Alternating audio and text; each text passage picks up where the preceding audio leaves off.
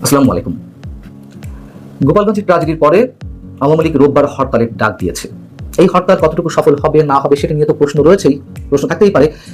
কিন্তু সাবেক প্রধানমন্ত্রী আওয়ামী লীগের সভানেত্রী তিনি দলীয় নেতাকর্মীদের উদ্দেশ্যে নির্দেশ দিয়েছেন, যার যা কিছু আছে তা নিয়ে প্রস্তুত থাকতে গণপ্রতিরোধ গড়ে তোলার নির্দেশ দিয়েছেন তিনি একটি অডিও বার্তাতে।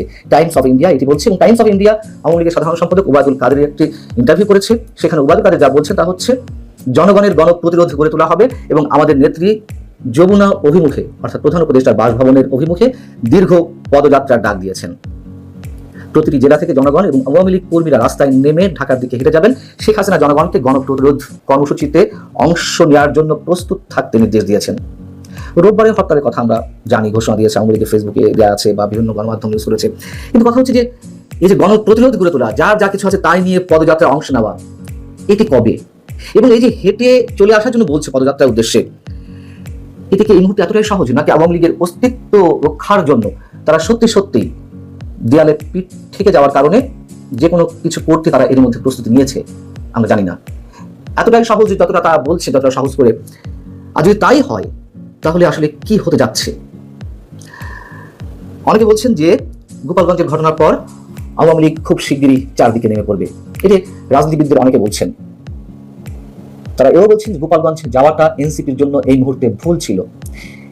যে ঘটনাটি ঘটেছে, যে 5 জন মানুষ নিহত হয়েছেন, আমরা অফিসিয়ালি জানি 4 জন, আওয়ামী লীগের দাবি 7 জন, আর পরবর্তীতে একজন মারা গেছেন চিকিৎসাধীন অবস্থায়, আহত গুলিবিদ্ধ অবস্থায় যিনি চিকিৎসাধীন ছিলেন ঢাকা মেডিকেল কলেজ হসপিটালে, তার মৃত্যু হয়েছে। অর্থাৎ টোটালি 5 জন, যতটুকু আমরা খুব নিশ্চয়তার সঙ্গে বলতে পারি 5 জন নিহত হয়েছেন। এবং এই যে ঘটনাটি ঘটল গোপালগঞ্জে, তার জন্য সরকারের দায়িত্বহীন আচরণকেই রাজনীতিবিদদের অনেকেই দায়ী করছেন। এতে করে আওয়ামী লীগ লাভবান হয়েছে কথাও বলা হচ্ছে। এদিকে নাহিদ ইসলাম, এনসিপির আহ্বায়ক, তিনি বলছেন সামনে আরেকটি লড়াই, তার জন্য তারা প্রস্তুতি নিচ্ছে। নাহিদ ইসলাম বলছেন যে আমরা আবারও গোপালগঞ্জ মার্চ করব, এবার কিন্তু আমরা ফিরে আসবো না, গোপালগঞ্জের সাধারণ মানুষকে চিরতরে মুজিববাদ থেকে মুক্ত করে ছাড়বো। মুজিববাদ, জিয়াবাদ এগুলো কখনো ছিল কিনা আমরা জানি না। যার যার দলীয় নেতাকর্মী তারা তাদের নেতার প্রতি আনুগত্যশীল, তাদের নেতার বয়ান, তাদের নেতাদের আদর্শ তারা বুকে ধারণ করুক আর না করুক, অন্তত স্লোগানটা দেয়। নাহিদ ইসলামের বক্তব্য তো এই মুহূর্তে এটি। গত কয়েকদিন আগে একটি বেসরকারি টেলিভিশন চ্যানেলকে সরকারের অন্যতম উপদেষ্টা ছাত্র প্রতিনিধি হিসেবে যিনি আছেন আসিফ মাহমুদ সজীব ভুঁইয়া, তিনি কি বলেছিলেন যে 5 আগস্ট যদি আওয়ামী সরকারের পতন না ঘটতো তাহলে তাদের সশস্ত্র বিপ্লবের পরিকল্পনা ছিল। অর্থাৎ হয়তো সেই সময়ের জন্য তারা খুব শীঘ্রই সশস্ত্র বিপ্লবে নেমে পড়তো।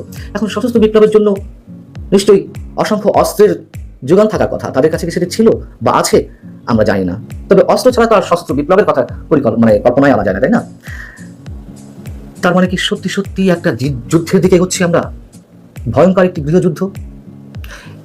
অনেকে তো এও বলছেন নির্বাচন না দেওয়ার জন্য, নির্বাচনকে প্রলম্বিত করতে সরকারের জন্য একটা অস্থির সময়ের খুব প্রয়োজন।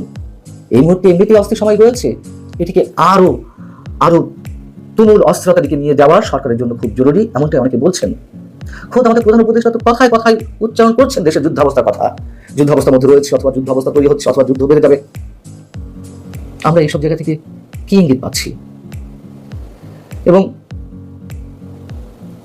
মৃত্যুর কথা যদি বললাম, যে গোপালগঞ্জ যে ঘটনা, সেখানে তো অনেকে অনেক ধরনের কানাকানি ফিসফিসানি এগুলো করছেন যে কতজনের মৃত্যু ঘটেছে বা কতজন নিহত হয়েছেন। এর আগেই বললাম যে আওয়ামী লীগের পক্ষ থেকে 7 জন দাবি করা হচ্ছে নিহত হয়েছেন, অসংখ্য মানুষ গ্রেপ্তার করা হয়েছে, এখনো চলছে। এবং কারফিউ শনিবার সকাল 6টা পর্যন্ত আবারও বহাল রাখার কথা বলা হয়েছে সরকারের পক্ষ থেকে। কি চলছে গোপালগঞ্জে? কতটুকু খবর আমরা গণমাধ্যমে পাচ্ছি? অনেক প্রশ্ন।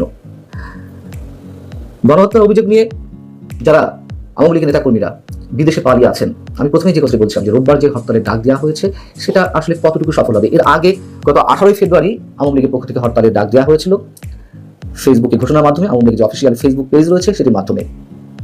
কিন্তু আমরা দেখলাম যে ফেসবুকে যে আহ্বান, সেটিতে আওয়ামী লীগের কোনো নেতাকর্মী তেমন একটা দেখা যায়, তেমন একটা বললেই বলা যেতেই পারে যে সেই হরতাল নিঃসন্দেহে কোনোভাবে সফল হয়নি।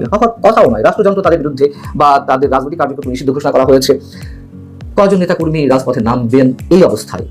তবে শেখ হাসিনা যে নির্দেশটি দিয়েছেন সেটি একেবারে হালকাভাবে আমাদের নিশ্চয়ই নেওয়ার কোনো সুযোগ নেই। যার যা কিছু আছে তা নিয়ে প্রস্তুত থাকতে বলেছেন। সরকারের পক্ষ থেকে যা কিছু করা হচ্ছে শুধু আওয়ামী লীগের বিরুদ্ধে নয়, দেশের মধ্যে একটা নির্বাচন যে খুবই প্রয়োজন, একটা নির্বাচনের মাধ্যমে একটা গণতান্ত্রিক সরকার যে দেশের মধ্যে এবং দেশের বাইরে আন্তর্জাতিক নানান ষড়যন্ত্র চলছে সেগুলো মোকাবেলা করার জন্য একটা নির্বাচিত সরকারের বিকল্প নেই। কিন্তু অনেকের মতে এই সরকার বোবা, কালা, কানা হয়ে আছে, কারো কথা শুনছে না, কোনো কিছু দেখার চেষ্টা করছে না, কোনো কিছু স্পষ্ট করে বলছেও না। অর্থাৎ চারিদিক থেকে একটা মারাত্মক কিছু ঘটে যাওয়ার অশনি সংকেত। আওয়ামী লীগ কতটুকু সফল হবে কি না হবে সেটা আমরা জানি না, তবে এটুকু বলতে পারি সবকিছু মিলিয়ে সব দিকে প্রস্তুতি হিসেবে অবশ্যই সাধারণ মানুষ আতঙ্কিত। নানান ধরনের আশঙ্কা তাদের মনের মধ্যে এখন ঢুকে গেছে। ভালো থাকুন সবাই, আল্লাহ হাফেজ।